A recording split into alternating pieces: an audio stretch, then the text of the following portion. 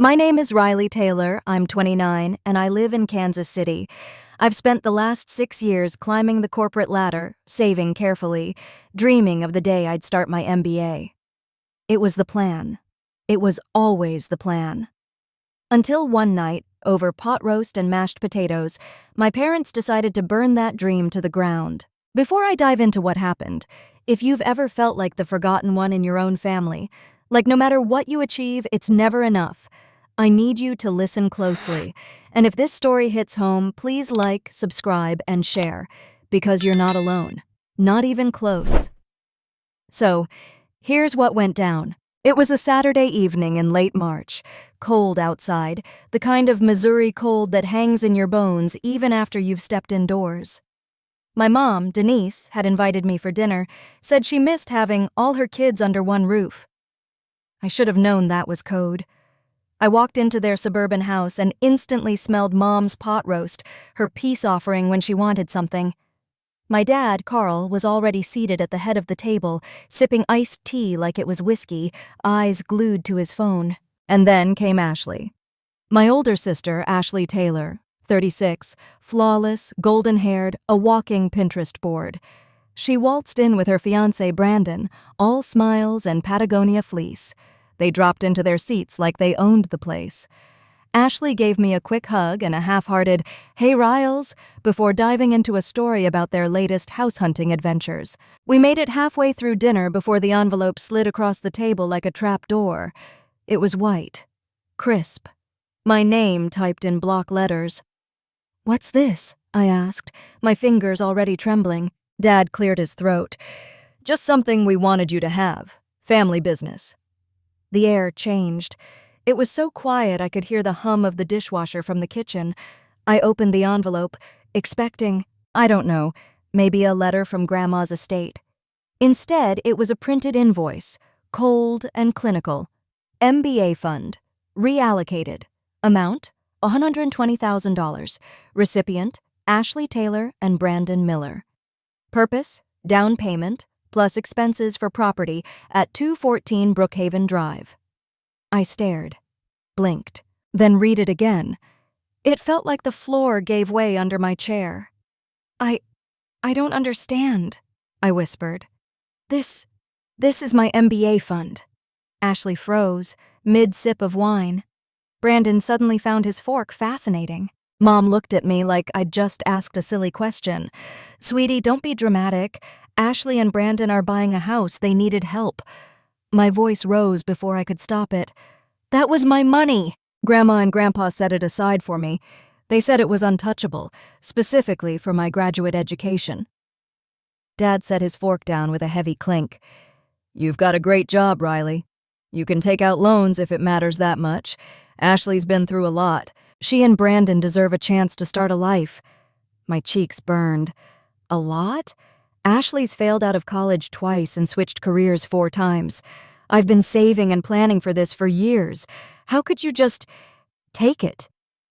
Ashley leaned in then, her voice calm, rehearsed. "Look, I didn't know it was your fund. Mom and Dad said they'd been saving for us." I looked at her. "You really believed they just magically had $120,000 lying around?" She didn't answer. Her silence was louder than any excuse.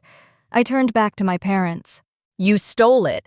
Dad laughed. Actually laughed. "Don't be so theatrical. We're family. There's no stealing here." "I could take legal action," I said, barely recognizing my own voice. That's when Mom scoffed. "With what lawyer, Riley? You gonna finance a lawsuit too?" The room spun. My heart pounded in my ears. I couldn't believe what I was hearing. They weren't sorry. They weren't even pretending to be. In that moment, I saw everything clearly. The years of playing second fiddle, the forced smiles, the empty praise. I was never the favorite. I was the fallback, the reliable one, the one they could take from without consequence. I stood up, my chair scraped back, loud against the hardwood. "You had no right," I said, my voice shaking. "That fund wasn't yours to touch. Grandma and Grandpa trusted you, and you threw it away for a kitchen island and a 2-car garage." Mom crossed her arms. "It's not like you're homeless, you're doing fine." Dad added, "This is what families do. We help each other. No, I said. You help Ashley. You steal from me. Ashley finally spoke again, quieter this time. Can't we just move past this? Let's not destroy the family over money. I met her eyes. You already did. Without another word, I grabbed my coat. No one followed me. No one said sorry. No one called out. I drove home in silence, hands gripping the wheel like a lifeline. My body trembled, not from cold, but from the fire building inside me. Rage, grief, betrayal, all coiled around my spine. They thought I'd stay quiet. They thought I'd take it. Again. But they forgot one thing. I am my grandparents' granddaughter, and the daughter they thought was harmless, she's done playing nice. The morning after that dinner, I sat on my couch, still wearing the jeans from the night before, nursing a coffee that had gone cold hours ago. My apartment was quiet, almost too quiet for a Sunday. The city outside buzzed like usual, but in here, time felt suspended. I kept staring at the printed invoice I'd pulled from my purse, the one that said my $120,000 MBA fund now belonged to Ashley and Brandon's dream home. I wanted to scream, but instead I sat still and remembered. Because this wasn't new. This wasn't even surprising. It was just the loudest confirmation of something I'd known all my life. I've always been the other daughter. Ashley was the kind of child who could break a vase and somehow get praised for her creativity. She once painted all over our living room walls at age 7, and Mom framed the cleanest part, saying it showed imagination. When I accidentally spilled juice on the carpet, I got grounded for a week. I remember one Thanksgiving, I must have been 12, when I helped Grandma cook the whole meal from scratch. I peeled potatoes, basted the turkey, even made cranberry sauce from actual cranberries. Ashley rolled in around 3 p.m. in a new scarf and spent 10 minutes setting the table. Guess who got the "you really saved the day, sweetheart" speech that night? It became a pattern. In high school, I was the straight A student, the overachiever, the one who joined the science team, the debate club, the student council. Ashley dropped out of college twice and still got a bigger graduation party than I did when I finished summa cum laude.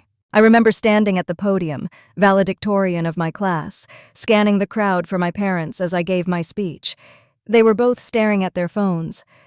That night, over dinner, Dad told Ashley she had real talent because she was thinking of becoming a teacher. I got a nod. "Nice job, Riley." That phrase stuck with me for years. Nice job, Riley. Not amazing, not brilliant, just nice.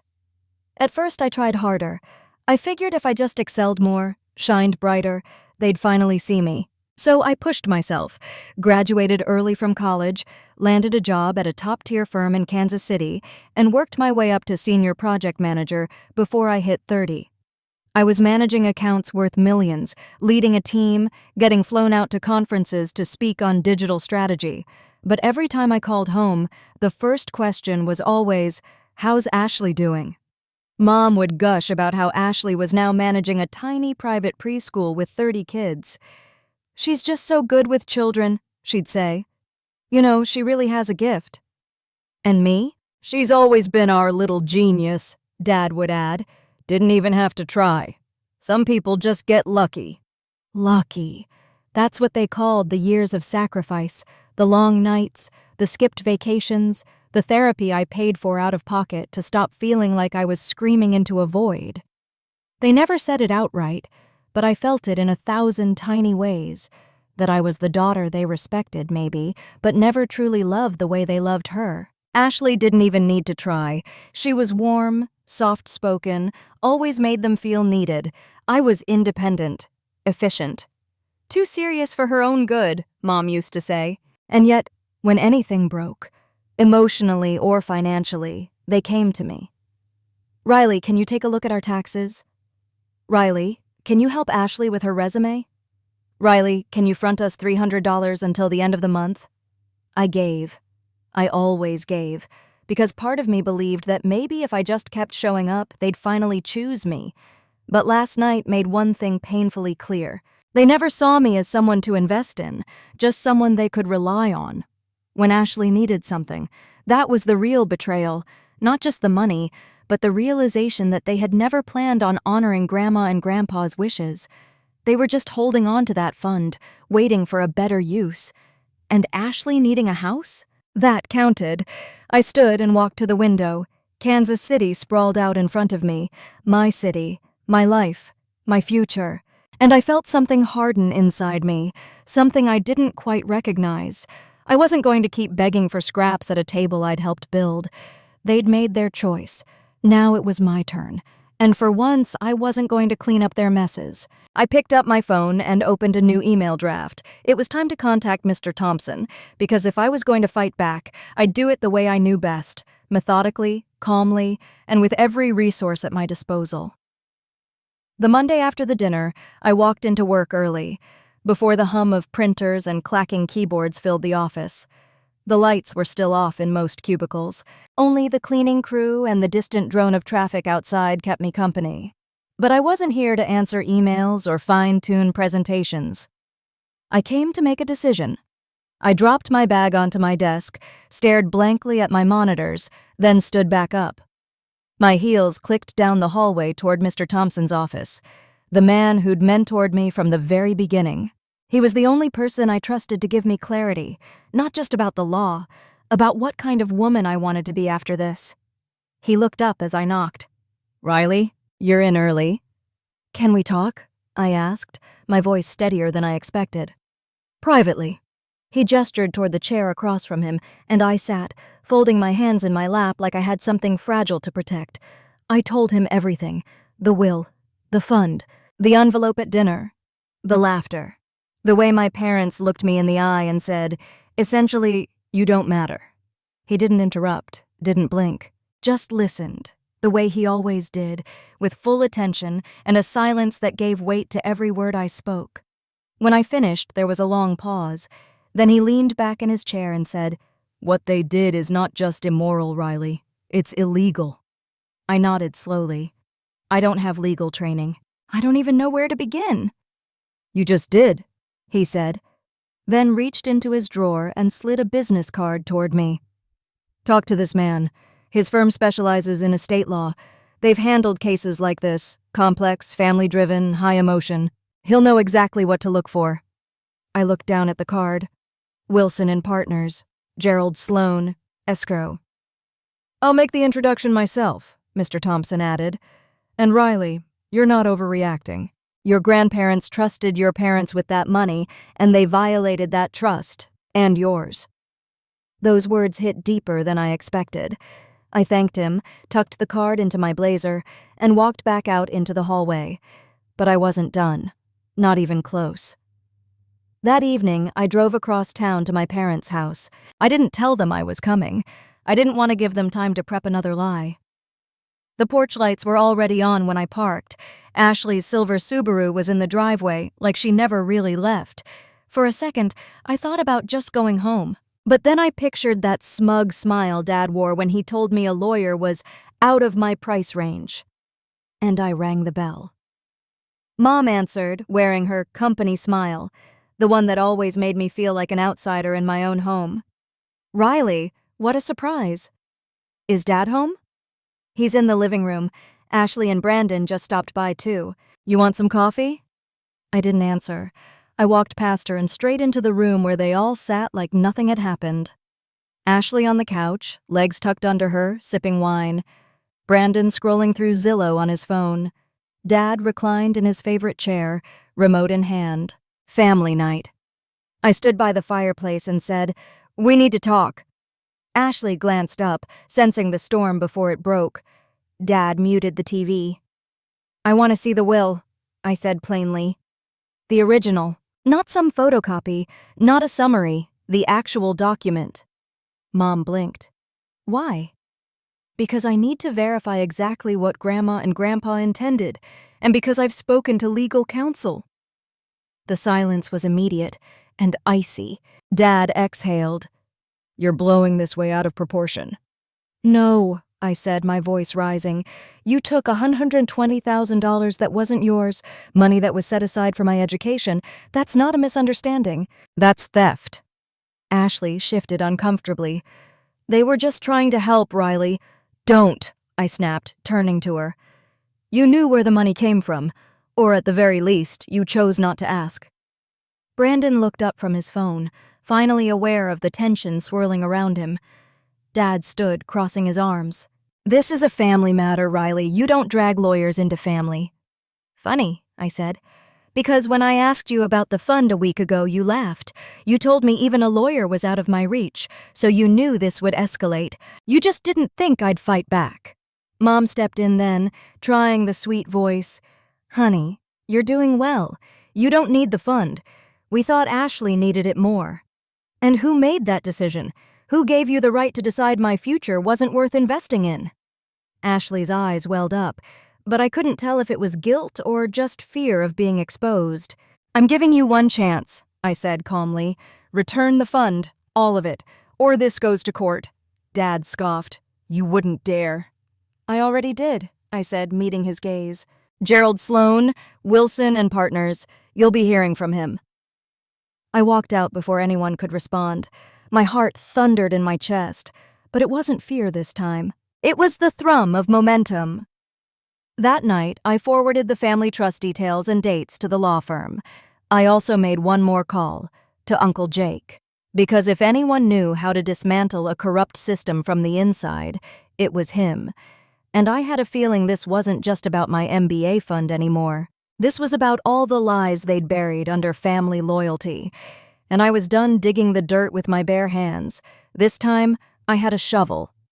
They say betrayal cuts deepest when it comes from family. But healing? That begins when someone finally stands beside you. Not because they have to, but because they choose to. It was Tuesday evening when I finally hit send on the email to Uncle Jake. I'd stared at the draft for nearly an hour. Part of me hesitated, wondering if I was overreacting. But the larger part, the part that remembered Grandma's voice, the fund, the smirk on my father's face, knew better. I kept it short and direct. Uncle Jake, I hope you're doing well. I need to speak with you. Something serious has happened involving Mom, Dad, and the MBA fund Grandma and Grandpa left me. I think you'd want to know. Riley. 20 minutes later, my phone rang. Riley, girl, came the familiar, gravel-lined voice. I always knew Carl and Denise had a flair for favoritism, but stealing from their own daughter? That's a new low. I hadn't spoken to Uncle Jake in over a year, not since Grandma's funeral, but he'd always been the black sheep in the best way, the only one in the family who saw through the performance. He was my dad's older cousin by blood, but by presence, he was more like the uncle I wish I'd had growing up. They said it was for Ashley's house, I said quietly. They acted like my education fund was some kind of community pot. Jake didn't miss a beat. And let me guess, they expected you to nod, say thank you, and keep paying your own way like the good one. I swallowed hard. Exactly. Good, he said. Let them think that. It's how we're going to beat them. By Friday, things were already moving faster than I expected. Uncle Jake flew into Kansas City on a red-eye from Austin. He texted me from the airport. Meet me at the Brass Rooster. Private booth. Bring everything you've got. The Brass Rooster was a speakeasy-style bar tucked beneath a nondescript bookstore downtown. Dim lights, velvet walls, whiskey that tasted like truth. When I walked in, Jake was already there, flipping through a stack of papers with reading glasses perched low on his nose. I slid into the booth across from him. Look at you, he said, setting the files aside. All grown up. You've got Grandma's fire. Not sure about that, I muttered. She never had to threaten legal action against her own kids. Jake leaned in, steepling his fingers. You'd be surprised. Your grandmother was tougher than people gave her credit for, but she trusted the wrong people with the right intentions, and now we're going to fix that. He opened his folder and pulled out a sheet. This, he said, tapping it, is the name of a forensic accountant I've used for years. She's discreet, brutal, and faster than a racetrack bookie. I've already hired her. She's going to trace every dollar from that education fund and find out exactly when and how it was moved. I blinked. You already hired her? Jake smiled. Riley, this isn't just about you anymore. It's about honoring Helen and Frank's legacy. They didn't work their whole lives to have their money turned into a down payment for crown molding and granite countertops.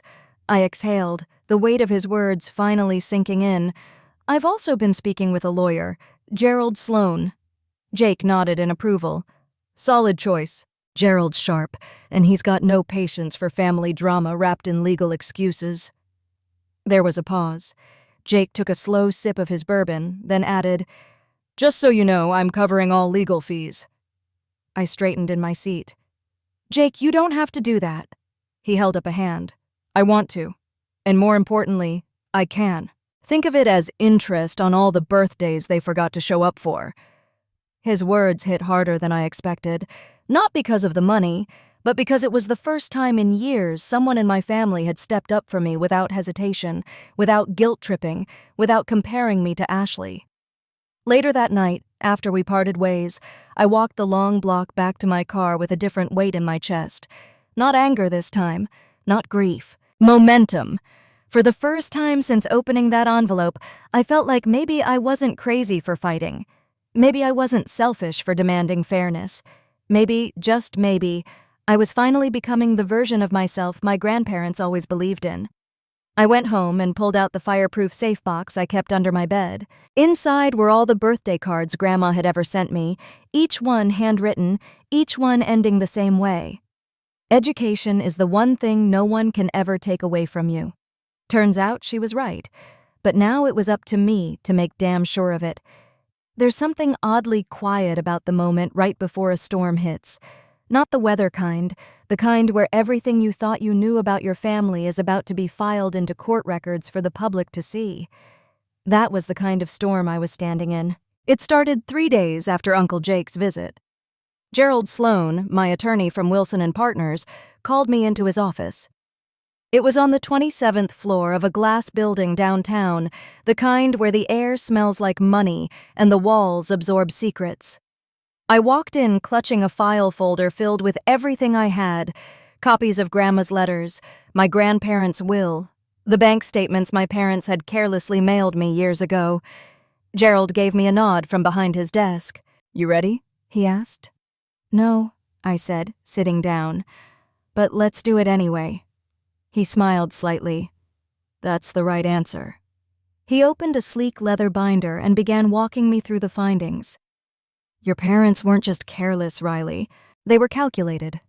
The forensic accountant we brought in, Lena, she traced the first unauthorized withdrawal to 9 months before your grandmother passed. That's when they began siphoning off small amounts, gradually transferring funds into a joint account they held with Ashley." I stared at the spreadsheet. My mouth went dry. "They had power of attorney over your grandmother's finances," Gerald continued. "But what they did, that crosses a line, and the paper trail is airtight." I couldn't stop picturing it. Mom sitting at the kitchen table with a checkbook, Dad clicking transfer on a laptop, signing documents, laughing at dinner while they quietly erased my future one-line item at a time. "What are the options?" I asked. Gerald leaned forward. "We're sending them a formal cease and desist, along with a demand for full restitution, plus interest and legal costs.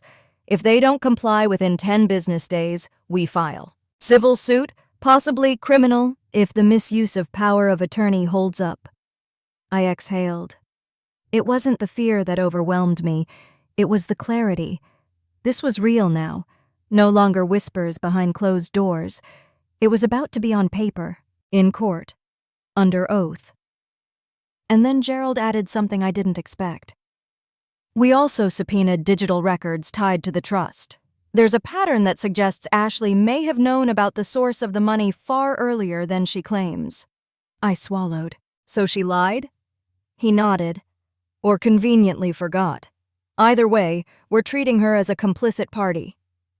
By Friday, the letters went out.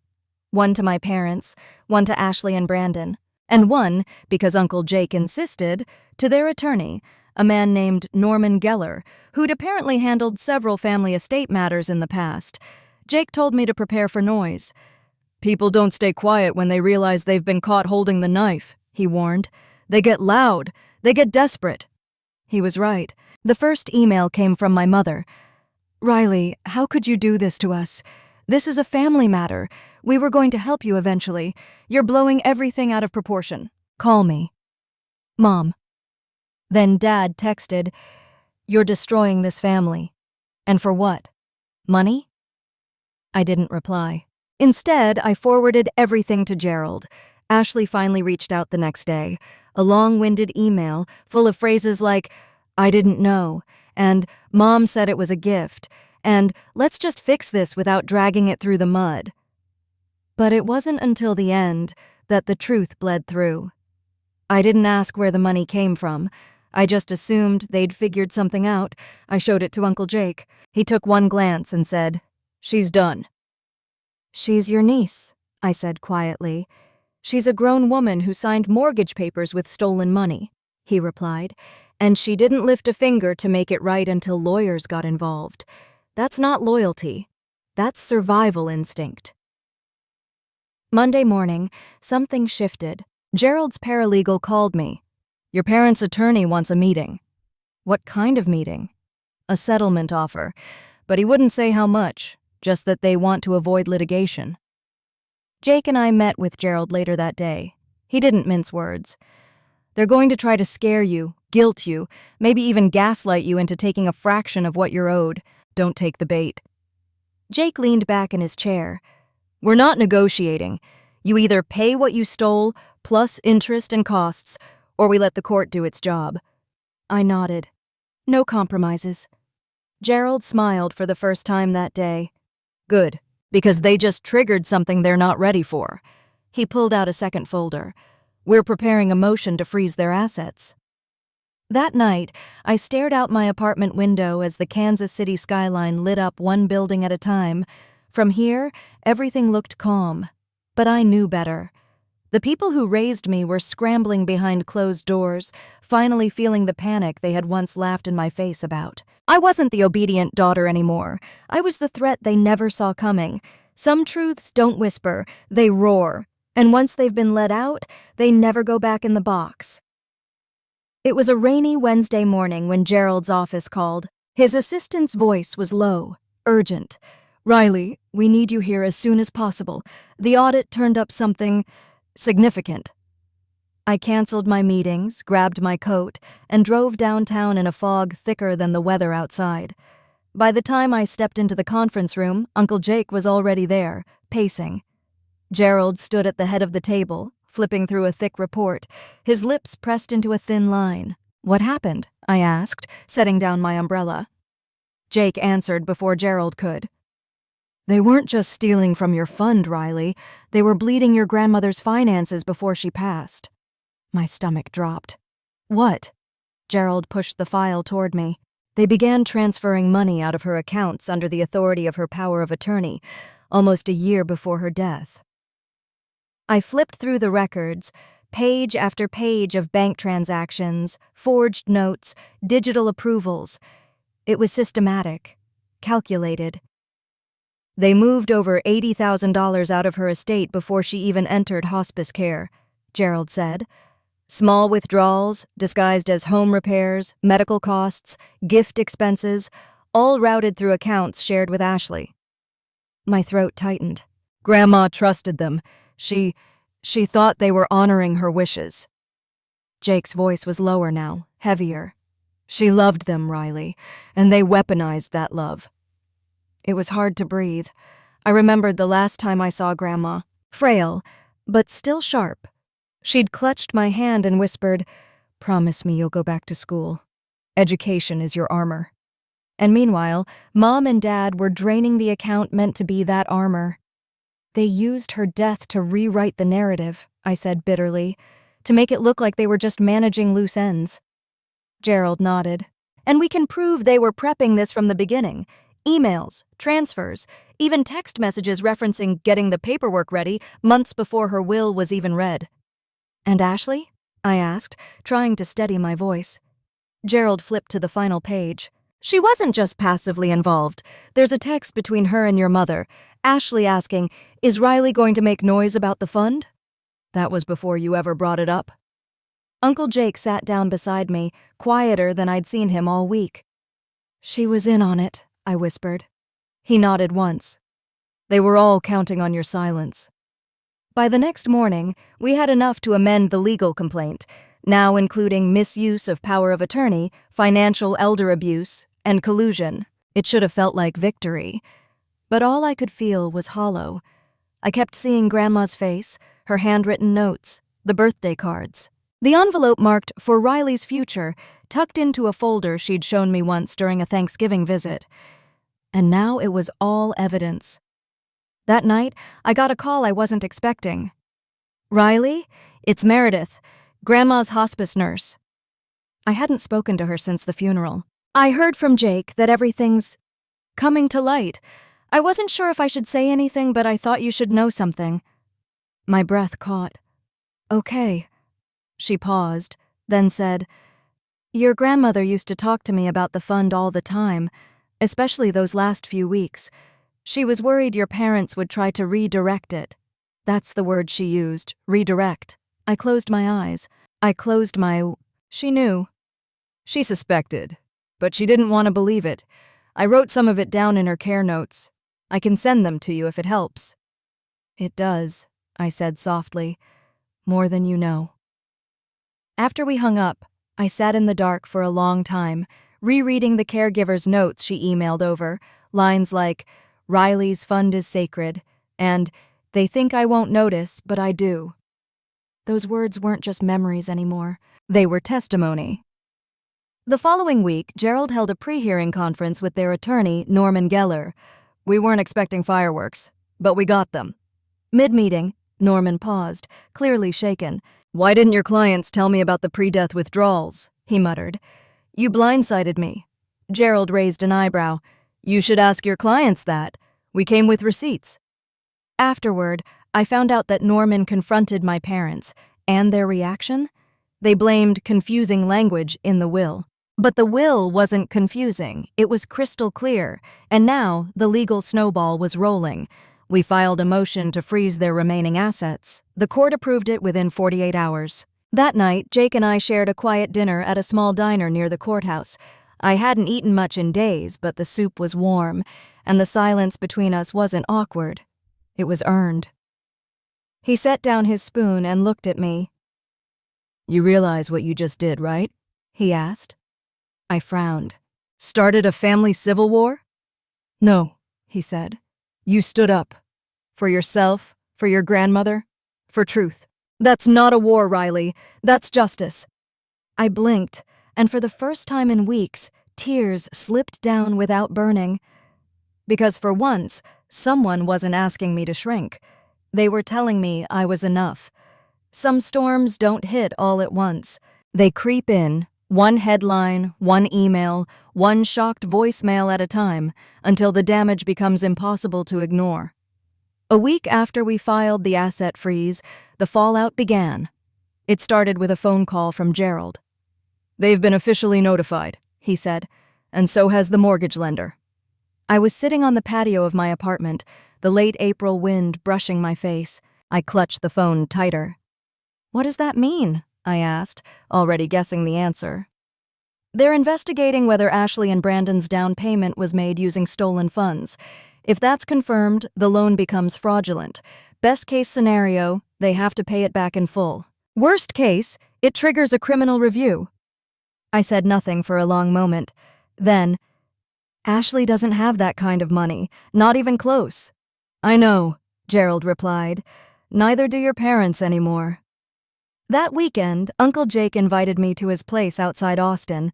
He said I needed a breather. I think he just didn't want me alone when the next domino fell. I was on the porch drinking coffee when Jake walked out, phone in hand, eyebrows raised. "She's lawyered up," he said. "Ashley's hired her own attorney. Guess the ship's sinking faster than she thought." "She's separating from Mom and Dad?" He nodded. "Looks like it. Her attorney's already contacted us, wants to open dialogue regarding her limited involvement." I laughed, bitter. Limited? She moved into the house the day after they wired the last transfer. She knew. Maybe not all the details, but she knew. Jake didn't argue. He just sat beside me and stared into the trees. Some people will drown anyone just to keep their own head above water. Back in Kansas City, Things moved fast. Ashley's school board caught wind of the lawsuit. According to someone on the inside, an old college friend of mine who worked in HR, parents had started whispering, "Is it true the principal bought her house with stolen money?" What does that say about the school's leadership? By Thursday, the board announced an emergency session. Ashley was put on administrative leave by Friday afternoon. She called me that night. I let it go to voicemail. Her voice was panicked, thinner than I'd ever heard it. "Riley, please, this is out of control. I didn't think it would go this far. Mom and Dad made it sound like it was handled. I didn't know everything, I swear. You've made your point, okay? Can we just fix this?" She paused. "They're talking about revoking the mortgage. Brandon's furious. The school, I might lose my job. I didn't ask for this. Please call me back." I didn't. Not because I didn't feel something twist inside my chest when I heard her say I might lose my job, but because I had lost something too. Respect, trust, my peace. And no apology voicemail could give it back. Brandon, for his part, hadn't said a word to me, but Jake heard from one of his connections that Brandon had been placed on review at the zoo, his name tied to loan documents now under federal review. Apparently, he'd co-signed without verifying the source of funds. Not illegal in itself, but reckless enough to raise flags at the city ethics board. And then came the blow I hadn't expected. My parents started lying to the extended family. Aunt Linda called me, her voice tight. "Riley, your mother told us you gave the fund to Ashley, that it was your idea, that the legal mess was a misunderstanding." I almost dropped the phone. "They've been saying that to everyone," she added. "For months now, apparently." I laughed, but it came out hollow. They really thought they'd rewrite the story. "They're spiraling," she said softly. "It's like they know they've lost control." "I think they lost it a long time ago," I said. "When we confronted them with the proof, emails, texts, transfer logs, there were no apologies, just excuses. Mom claimed she misunderstood the intent of the will. Dad said it was a gray area." Ashley tried to distance herself again. I didn't know what was happening behind the scenes, but Gerald had already prepared a rebuttal, and Jake had arranged for Meredith, the hospice nurse, to give a sworn statement about Grandma's verbal warnings and her fear that the fund would be stolen. We had enough to bury them in court, but we didn't need to, because by now the court of public opinion had already begun its verdict. My mother's bridge club asked her to step down as treasurer. Dad's golf club paused his renewal. They weren't outright shunned, not yet, but the invitations stopped coming. The smiles turned tight. The phone stopped ringing. People have a funny way of disappearing when the mask slips. I wish I could say I felt triumphant, but mostly I felt tired. Tired of being the one who had to hold the truth while everyone else spun lies. Tired of being the strong one. Tired of being reduced to the role of the family's inconvenience, until I fought back. But at the end of that week, something happened that made it all quieter. Mr. Thompson pulled me into his office after a company meeting. "Got a minute?" he asked, sliding a letter across the desk. It was from the university. I'd been accepted into the MBA program, full merit scholarship. "You earned this," he said. "But even more than that, you fought for it. You didn't let them take it from you." I blinked at the letter, then looked up. And for the first time in this whole ordeal, I smiled. You'd think by now I'd be numb to betrayal, that nothing my parents or Ashley did could surprise me. But there's something about hearing lies spoken aloud, in front of people who once believed in you, that slices deeper than any document ever could. It was Uncle Jake's idea. "I'm calling a family meeting," he said flatly over the phone. "Not for reconciliation, for clarity. I want every cousin, aunt, and holdout to hear the truth, from us, before your parents poison the air any further." I hesitated. "You really think they'll show?" "They'll come," Jake said. "Your mom can't resist controlling a room, and your dad won't let anyone else steer the narrative. They'll come thinking they can twist it all back in their favor." He paused. "But they're not the ones holding the script anymore." The meeting was held at Aunt Linda's house, a large craftsman home just outside St. Louis. Neutral ground. She agreed reluctantly but firmly, saying, "This needs to happen. Enough whispers." The living room was packed by the time I arrived. Folding chairs lined the walls. Coffee brewed in the kitchen. The air was tense with anticipation, like everyone knew something was about to shatter but wasn't sure what it would sound like. I saw faces I hadn't in years, cousins who'd moved away, second aunts who still wore Sunday dresses even on Saturdays, and then, of course, my parents. Carl and Denise Taylor sat near the fireplace, dressed in forced calm. Mom wore pearls. Dad clasped his hands like he was at a board meeting. Ashley sat stiffly beside them, visibly smaller than I'd ever seen her. No makeup, lips pressed white. Jake stood at the front, holding a folder thick with receipts. "Thank you all for coming," he began. "What we're about to say will be difficult to hear. But it's the truth, and it deserves to be heard, especially after months of distorted half-stories." He turned to me. "Riley, you ready?" I nodded. My pulse roared in my ears, but my voice was clear. I didn't come here to attack anyone. I came to set the record straight. And I did. I told them everything. How the MBA fund had been misappropriated, how our parents drained Grandma's estate before she even passed, how Ashley signed loan documents funded by stolen money, and how the forensic audit revealed a pattern of manipulation that spanned years. Gasps echoed when I read excerpts from Grandma's hospice care notes. They think I won't notice, but I do. I'm worried Riley won't get what we saved for her. Jake followed with emails between my parents and Ashley, plans to redirect funds, discussions about keeping me out of it, even a message from Ashley worrying I might make noise. My mother interrupted finally, voice tight. "You're painting this like we're monsters. We were trying to help both our daughters." Jake didn't flinch. "You helped one at the expense of the other. That's not parenting. That's favoritism turned theft." Dad stood. "You don't understand the pressure we were under." "No," I cut in. "You don't get to spin this. You didn't just lie to me. You lied to this entire family." Aunt Linda looked stunned. "Denise, is it true? You used Helen's money for the house?" Mom looked down, then up. "We thought it was best for the family." "No," Jake said. "You thought it was easiest to silence the one who never asked for anything." That's when it happened. My mother's sister, Aunt Miriam, who had always defended them, always found a way to excuse their behavior, stood slowly and said, "I don't even recognize who you are anymore." And just like that, the room shifted. One cousin crossed her arms.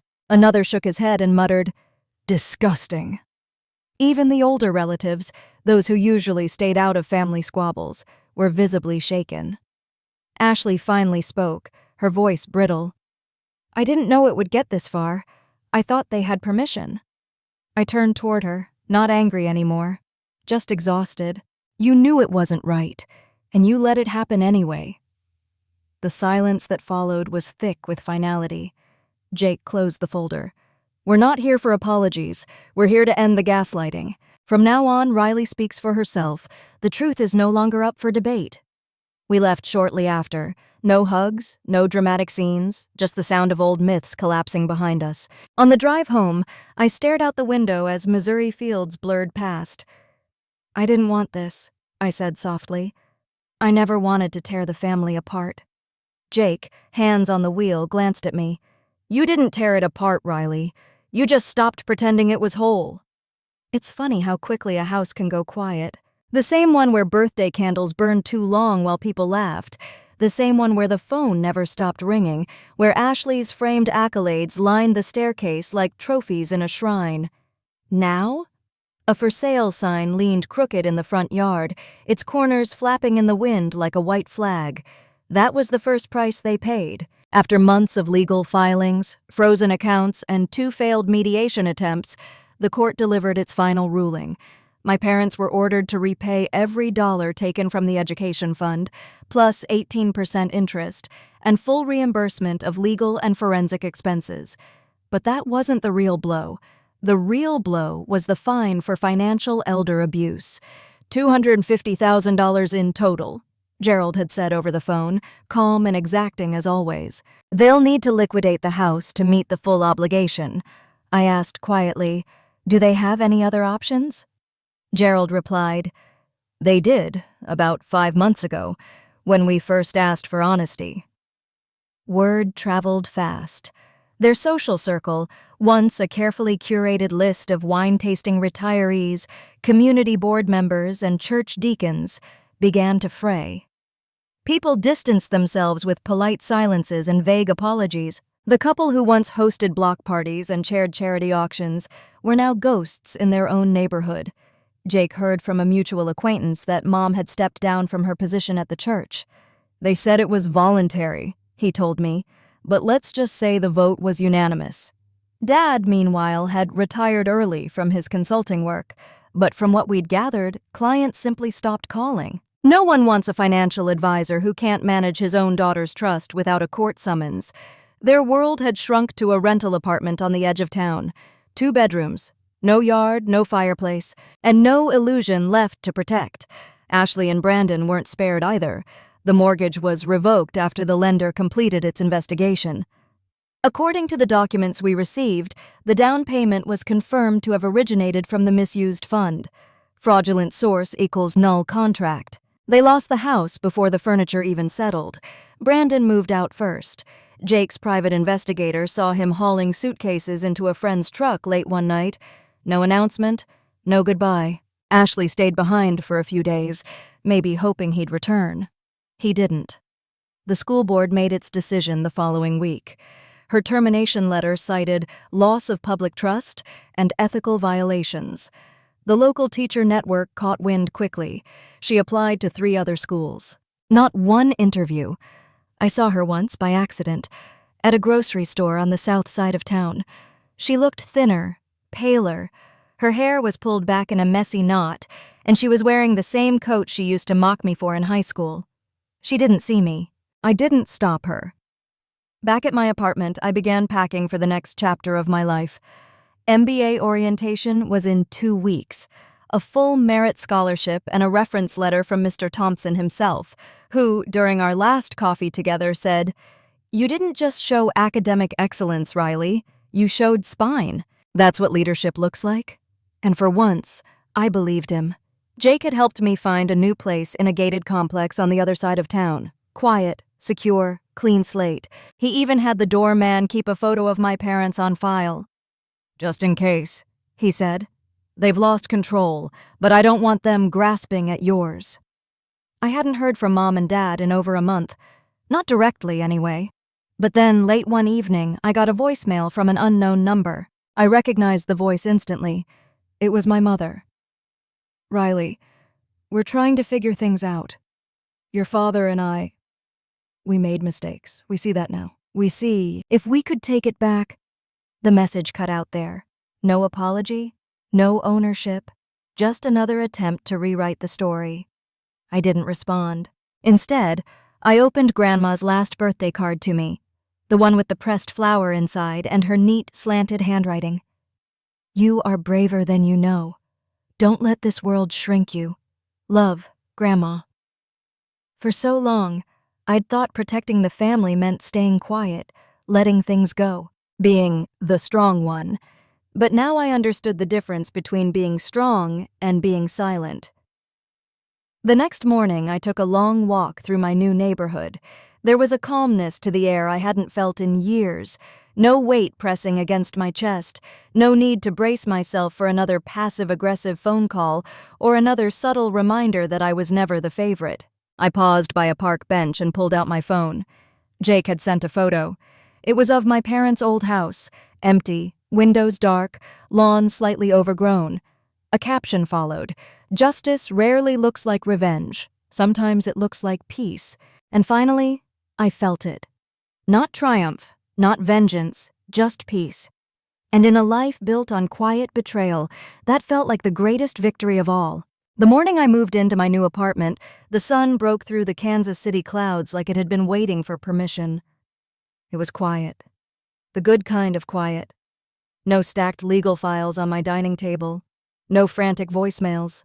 No cold silences hanging in my inbox. Just my suitcases, a single box of books, and the keys to a space that finally belonged only to me. I stood by the window, holding my coffee in both hands, watching the city unfold below like a map of everything I'd survived. And for the first time in years, I didn't feel small in it. I felt ready. Orientation week for the MBA program came faster than I expected. My professors were sharp, my cohort was dynamic, and for once, I wasn't the quiet girl trying to prove she belonged. I knew I belonged. Mr. Thompson's letter had carried weight. I could feel it in the way the department head smiled when she met me. "You've already shown the kind of leadership we hope this program builds," she said. "It's rare to see that kind of strength before the first semester even starts."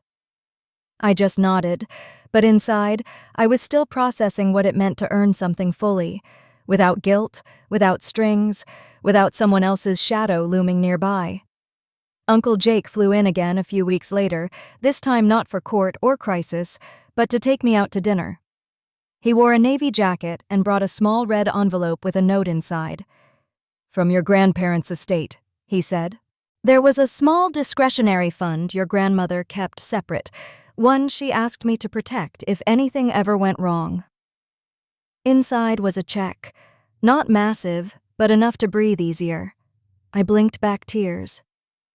"She always planned ahead." Jake smiled. "She always knew who to plan for." We ate at a quiet rooftop place that overlooked the river. Between bites, we talked about business ideas, nonprofits, legacy. Jake even offered to introduce me to a couple of investors after I graduated. But what stayed with me most was what he said as we stood up to leave.